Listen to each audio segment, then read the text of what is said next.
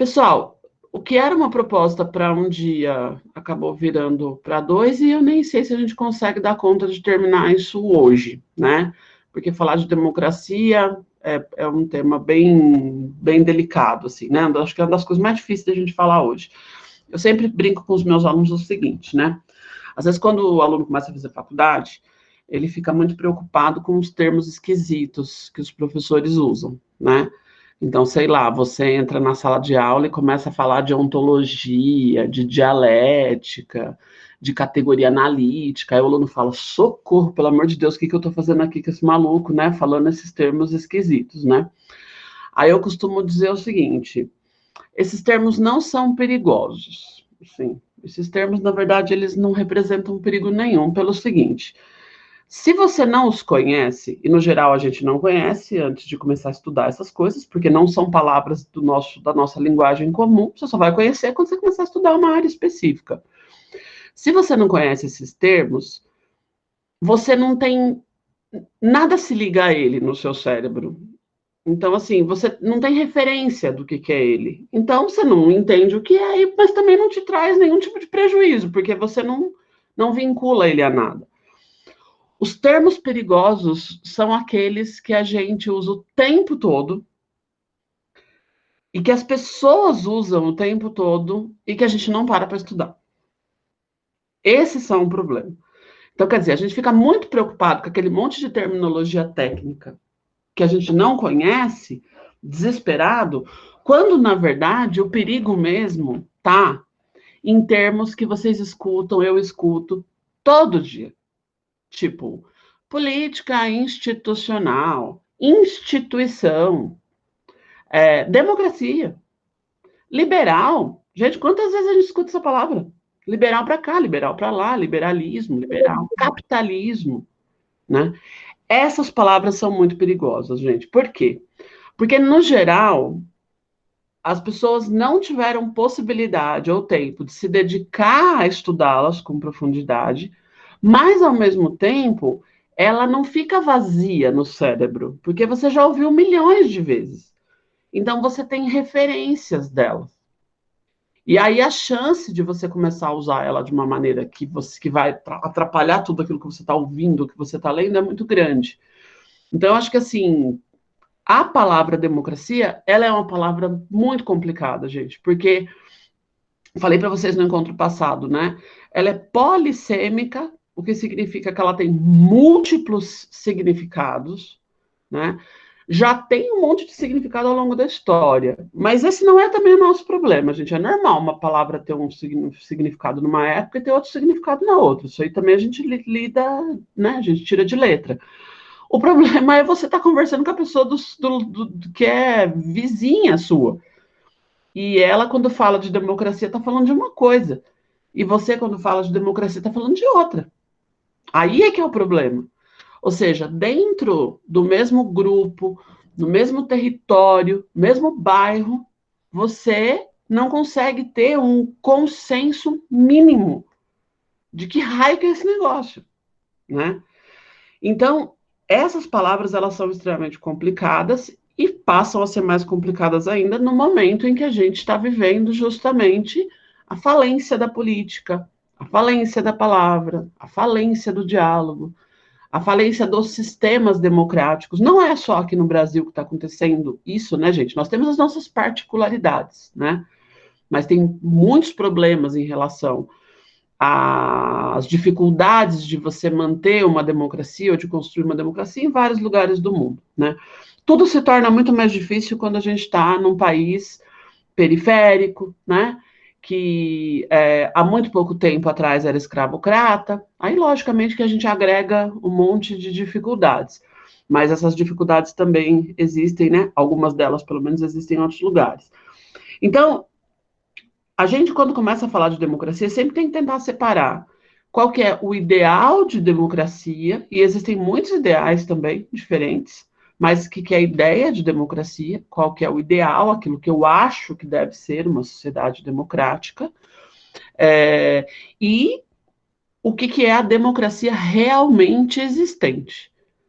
Ou seja, o que de fato eu tenho que funciona no meu cotidiano, e que se chama democracia. Essa distinção, se ela não é feita, a impressão que dá é que quando eu vou fazer uma luta pela democracia, tem horas que eu começo a lutar pela ideia com os caminhos da democracia realmente existente. Só que às vezes os caminhos da democracia realmente existente nunca vão me levar à realização da ideia. Porque uma coisa não tem nada a ver com a outra.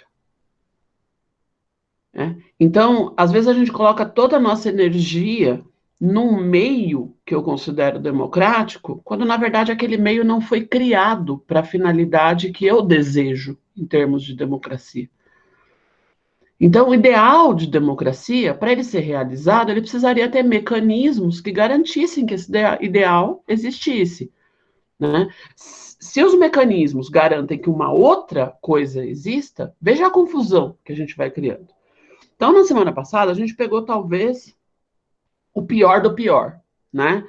A gente foi discutir o quanto, além de todas as dificuldades que a gente tem com o sistema democrático, por haver essa descompensação, né, entre o que são nossas ideias de democracia e o que é a realidade cotidiana, a gente ainda discutiu que um país não é democrático inteiro. E aí eu dei o exemplo para vocês de que muitas vezes você pode ter num bairro formas de uma dada democracia e 5 quilômetros depois não ter. Essa realidade concreta de você entender que num território muito próximo ao outro, você vai ter mínimas garantias de direito, que é uma característica de um tipo de democracia, Estado de Direito, garantia de direitos, e não vai ter num outro território. Ou uma coisa que vocês assistiram em rede nacional, que é você estar em uma sociedade democrática, com uma constituição cidadã, como a gente chama a nossa Constituição de 88, um documento de uma democracia que foi construída com o Estado de Direito, e presenciar a própria instituição democrática dentro do Estado de Direito prender uma pessoa que não havia cometido crimes, ou, pelo menos, que não havia provas de que havia cometido crimes. E aí você percebe que não é só também para territórios, mas para grupos, né? Então ela é uma democracia que ela é diferente para o território, ela também é diferente para a classe.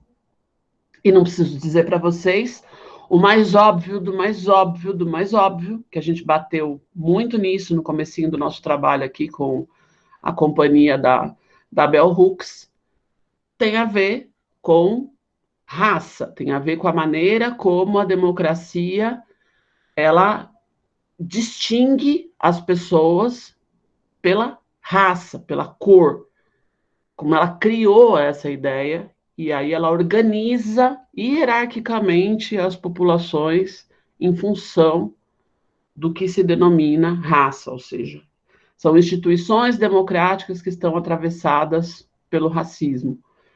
Quando nós falamos tudo que a gente falou na semana passada, a gente não estava falando do ideal de democracia, a gente estava falando da democracia realmente existente. É quando você estava falando da questão da forma de se falar, é que existe a democracia, né? Mas a verdade é uma falsa ou não existe, porque o modelo que a gente entende como democracia nos espaços de eleição, de representatividade que o povo apresenta ou que a gente elege, é, parece que a gente usa de uma forma equivocada e chamando isso de processo democrático. Agora, gente, vamos pensar no outro lado. E o Paulo Freire, quando ele fala de democracia? De que raio de democracia que ele está falando, né?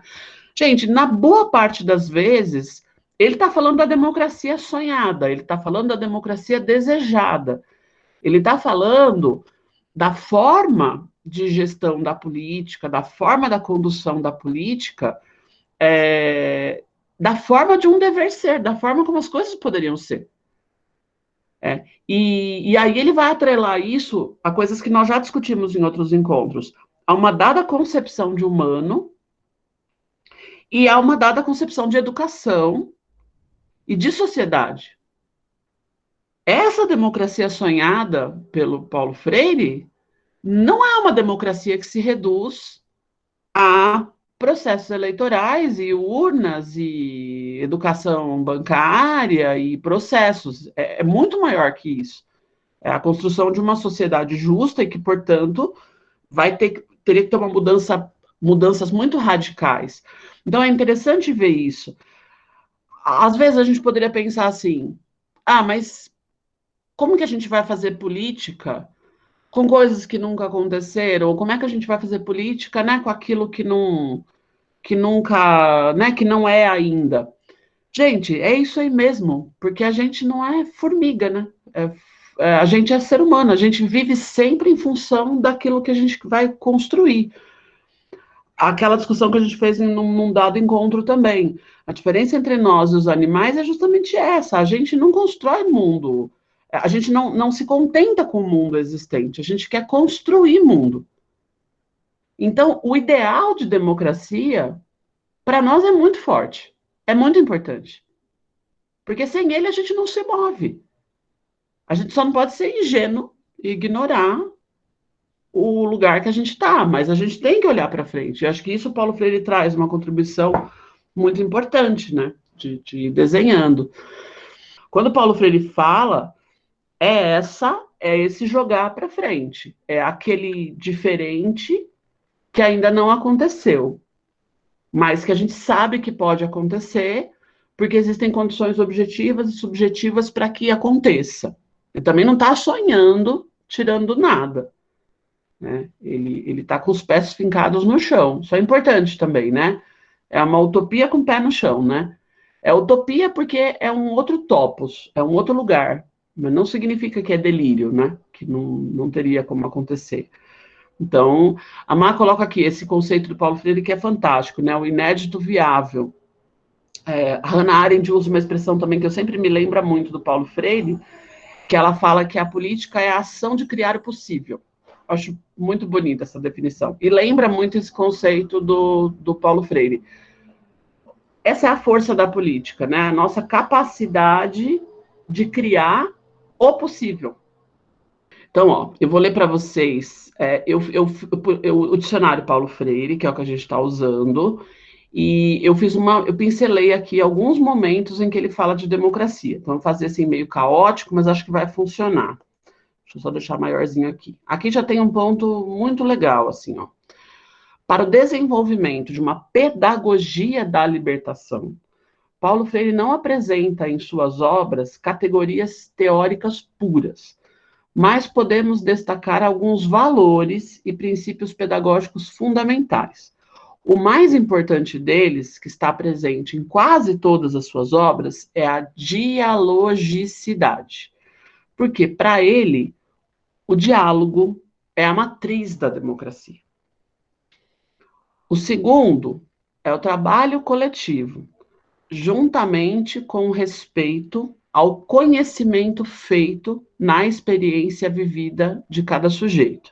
Entre aspas, frase dele, ninguém educa ninguém, ninguém se educa sozinho.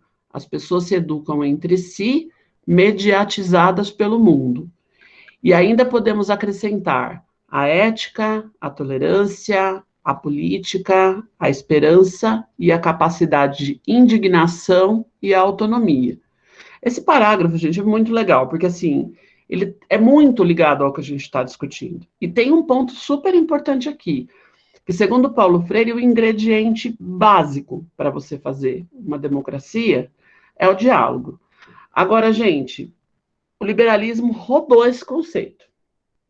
Ele sequestrou o conceito de diálogo.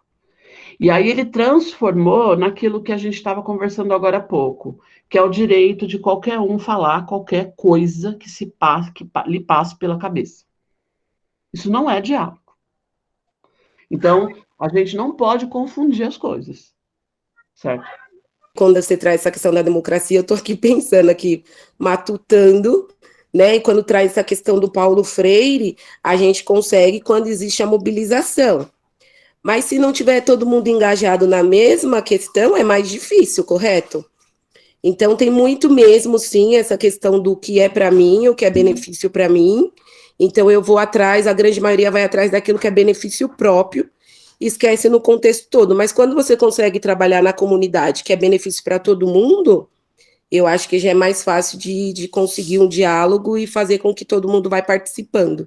Com certeza, Juliana. Tem um filósofo que eu gosto bastante e uma filósofa, ele chama Ernesto Laclau, ele morreu em 2014, é um argentino, e ela está viva ainda, ela é uma filósofa belga, Chantal Mouffe, depois eu ponho o nome certinho aí para vocês. Eles foram casados durante muito tempo e escrevem juntos.